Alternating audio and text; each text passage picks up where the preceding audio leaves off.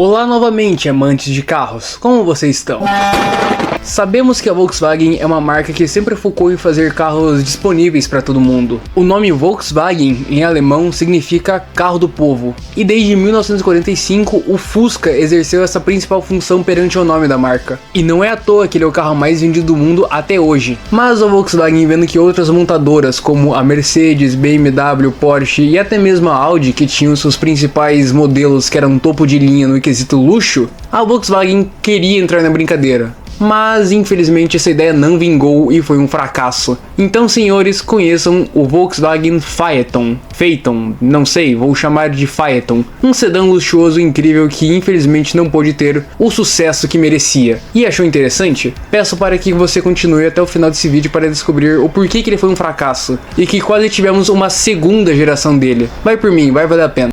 Mas para isso a gente tem que voltar para o ano de 1999, no Salão de Frankfurt, onde o Concept D, ou Conceito D, foi apresentado pela primeira vez, e ele já era uma espécie de presságio do que seria o Phaeton. Ele funcionou mais como um protótipo vitrola que mostrava ao mercado o nicho que a Volkswagen queria entrar de vez no segmento de sedãs de luxo, e o Conceito D, projetado diretamente pelo Ferdinand Piëch, então CEO do grupo Volkswagen que salvou marcas como a Bugatti, Lamborghini, Audi, Skoda e muitos nomes. Piëch, que era neto do Ferdinand Porsche e figura central na expansão da Volkswagen para o segmento premium, impulsionou o projeto a elevar a Volkswagen ao nível de Mercedes e BMW. Só que tem um porém nisso tudo aí. O Série 7 e o Classe S, em sua melhor motorização, equipavam motores V12. Então, para a Volkswagen se diferenciar dos dois concorrentes, eu acho, o Conceito D inicialmente equipava um motor V10 a diesel. Isso é simplesmente um navio de 4 portas com um motor V10 a diesel. E tem gente que acha que o Up TSI é o carro mais legal da Volkswagen.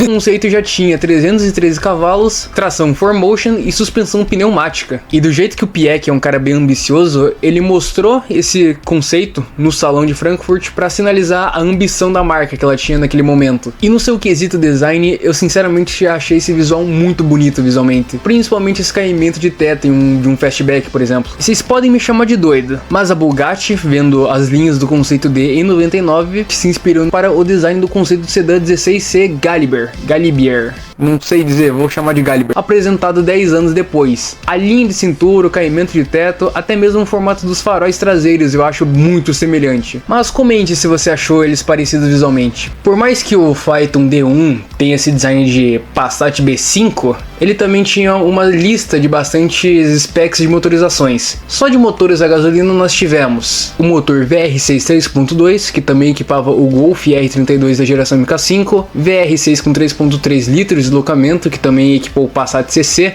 V8 4.2, que também equipou o Audi R8, que por sinal vão assistir meu vídeo sobre ele, que tá muito legal, e também com o motor W12 6.0, que equipou a maioria dos Bentleys. Aí de motores diesel a gente tinha o V6 3.0 TDI da Audi, e o que eu acho mais legal é o motor V10 5.0 TDI. Para não ficar um vídeo chato falando só sobre as versões sobre o que muda, o que tem de diferente assim, vou destrinchar um pouco sobre a versão 5.0, que é o que eu mais gosto, já que porque eu amo os motores V10. A versão que tem esse V10 é originalmente chamada de 5.0 V10 TDI 4Motion, que era o topo de linha diesel do Phaeton, que foi produzida de 2004 a 2006, que era derivada diretamente do Conceito D, obviamente. O Phaeton equipava esse V10 turbo diesel, que era feito de um bloco de alumínio com uma potência cerca de 313 cavalos a 3.750 RPM, com um peso de 2.405 kg, um mamute. Se a gente fosse calcular a relação peso-potência desse carro, seria em torno de 7,68 kg por cavalo. É um carro que você pensa que ele não é tão rápido assim, mas se você esqueceu que ele é diesel, e aí que tá a brincadeira. Na teoria de potência ele pode ser pouco,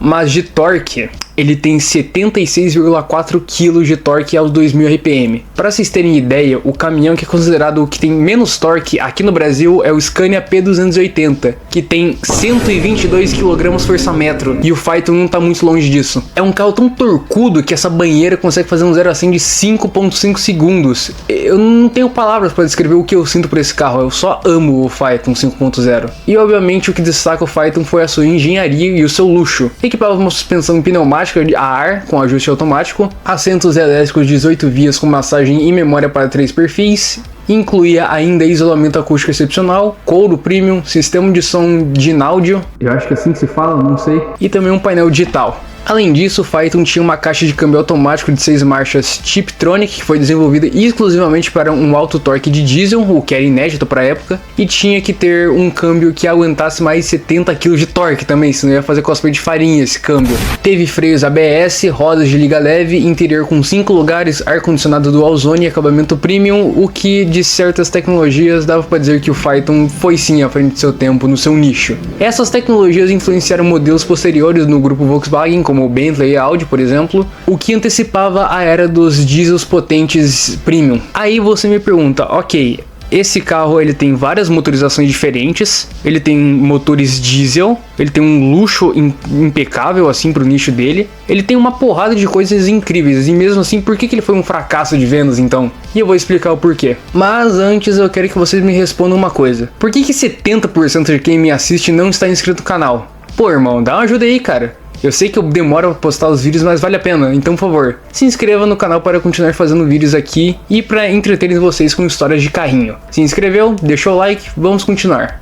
Então, respondendo essa pergunta, de uma forma que eu expliquei pra vocês, o Phaeton foi um carro tão incrível e tão à frente do tempo em seu nicho de quesito de sedã de luxo e diesel ainda por cima, pra no final ele ser um fracasso comercial. Mesmo que ele tenha vendido 84 mil unidades como um todo, o que eu acho um valor até que bem alto pro nicho dele, o foco era vender 20 mil por ano. E 3 fatores definem o porquê que ele não foi um sucesso. O primeiro fator é a própria imagem da Volkswagen. Querendo ou não, como eu já disse na introdução desse vídeo, o nome Volkswagen significa carro do povo, e eles construíram essa imagem por décadas, desde o Fusca, Golf, Gol aqui no Brasil também, e assim por diante. E você, querendo ou não, é até um senso comum o que virou isso, porque você não imagina uma conversa de rico falando que um tem um Volkswagen, enquanto outros falam que tem Porsche, BMW, Mercedes e Audi. Então, tecnicamente, o Phaeton não vingou a ideia por falta de prestígio da marca, e também porque o Phaeton ele meio que não entregava o status de um cara rico, por exemplo. Segundo fator, a concorrência do Phaeton era justamente o Série 7 e o Classe S, mas o Phaeton perdeu para os dois em quesito de marketing e rede de concessionárias exclusivas. E o terceiro fator é porque ele foi produzido menos do que deveria. A meta era 20 mil por ano, mas foi só 6 mil. E fora isso, o Phaeton conseguiu dar o prejuízo de cerca de 1 bilhão de euros. Isso só no desenvolvimento do carro, porque se for no projeto inteiro do Phaeton, é o dobro do prejuízo, que é cerca de 2,4 bilhões. Mas o que realmente me impressiona é o fato do Phaeton ter durado 14 anos, mesmo dando um prejuízo financeiro fudido para a fábrica de Dresden, já onde ele era feito. E na conclusão que eu tirei sobre o Phaeton original é que a Volkswagen tentou mostrar que ela era melhor do que pensavam, e ela realmente era, mas o emblema de Volkswagen já mostrou que a marca era feita para construir apenas carros populares do povo. O que eu acho até bem triste, porque a Volkswagen nunca mais fez algo que tivesse o mesmo impacto do Phaeton. Ou era o que eu pensava até descobrir que a Volks já fez uma segunda geração do Phaeton, que manteve escondida ainda.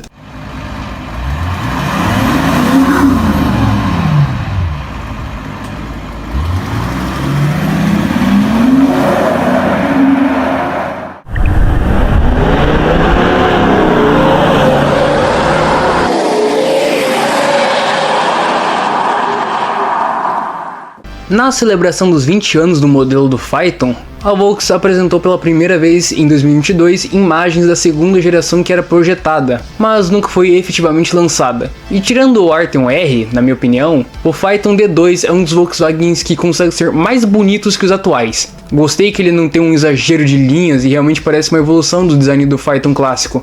A Volkswagen tentou fazer uma segunda geração ali por volta de 2014 até 2016, onde eram os últimos anos do modelo. Mesmo sabendo que o modelo era um fracasso comercial, ela continuou o projeto sob pressão interna para manter as ambições premium e usar a fábrica de Dresden como uma vitrine tecnológica. Serviu como protótipo para testar inovações, como por exemplo Multimedia Touch, assistentes avançados e etc., que migraram para outros modelos, mas o Phaeton D2 foi cancelado por custo alto, baixa demanda e foco em SUVs. Oh my god, bro. Oh, hell no, man. What the fuck, man?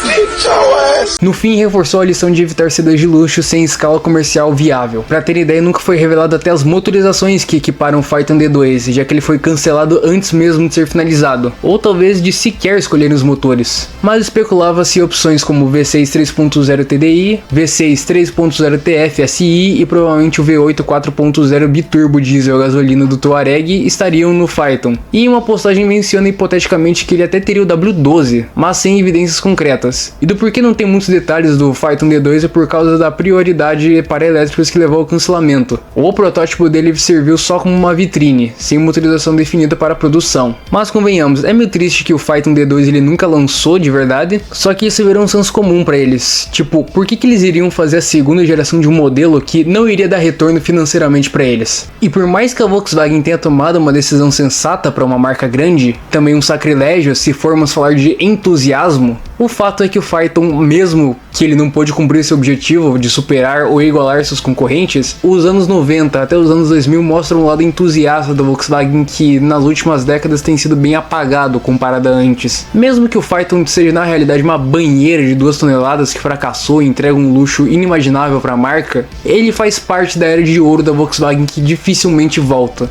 Então é isso, amantes de carros, eu espero que vocês tenham gostado desse vídeo. Se quiserem mais vídeos como esse, contando histórias automotivas aqui no canal, se inscreva e deixe um gostei. E aproveite e já pode me dar uma sugestão também de qual carro você quer que eu traga aqui pro canal também. Isso vai me dar mais conteúdo para eu entregar para vocês e ainda por cima vai me dar mais views. Bom, aqui é o Matheus e até o próximo vídeo.